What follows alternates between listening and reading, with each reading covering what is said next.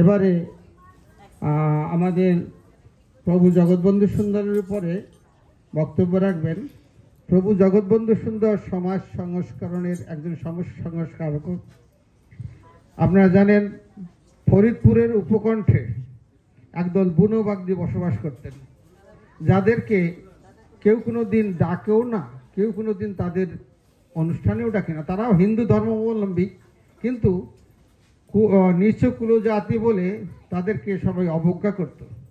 প্রভু জগৎবন্ধু সুন্দর তাদেরকে তার কাছে ডেকে এনে তাদেরকে আলিঙ্গন করে, ব্রাহ্মণের সন্তান মানে ব্রাহ্মণ কুলে তার আবির্ভাব হওয়া সত্ত্বেও তাদেরকে বুনোবাগদিদেরকে সে আলিঙ্গন করে তাদেরকে মহন্ত পদবী মহন্ত তৈরি করেছেন। আজকাল যারা অন্তত ফরিদপুর এলাকায় বা বরিশাল এলাকায় বা পাবনা এলাকায় যারা আছেন, অনেকেই জানবেন যে মহন্ত পরিবার মহন্ত সম্প্রদায়ের কীর্তন হয় ফরিদপুর সহ অন্য অন্য ডিস্ট্রিক্টগুলিতে।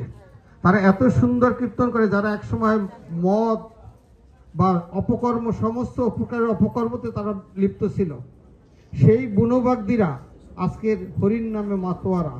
তারা নিজেরা খোল বাঁধায়, তারা নিজেরা কীর্তন করে, তাদের কীর্তন শুনলে অবাক হবেন।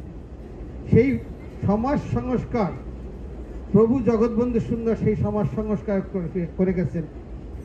ডক্টর মহানম্বত ব্রহ্মচারীজি বলেছেন যে মহাপ্রভু সমাজে সমাজে নিচুকুলো জাতির লোকজনকে নিয়ে সংকীর্তনে মেতে, সবাইকে নিয়ে সে সংকীর্তনে মেতে উঠে গেছিলেন, যা ব্রাহ্মণ্যবাদের বিরুদ্ধে।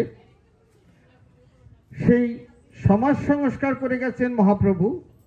আর প্রভু জগৎবন্ধু সুন্দর কি করেছেন, এই নিচ কুলো জাতি সমস্ত লোকজন যারা হীন পতিত, তারা যেমন কর্দমাক্ত ছিল, ধুলিতে ছিল, মহাপ্রভু তাদেরকে কোলে নিয়ে এনেছেন।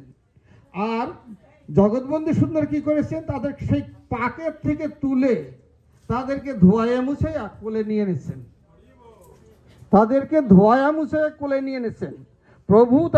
মহাপ্রভু তাদেরকে ধুলি থেকে তুলে নিয়ে তাদেরকে নাম দিয়েছেন, সবাইকে সংকীর্তনের ভাগীদার করেছেন। আর জগৎবন্ধু সুন্দর কি করেছেন, পাকে ছিল, সে পাক থেকে তুলে তাদেরকে ধোয়ায়ে মুছে কোলে তুলে নিছেন। সেই মহন্ত পরিবার আজকের সারা বাংলাদেশে এমনকি ইন্ডিয়াতে তারা পর্যন্ত কীর্তন করে বেড়াচ্ছেন।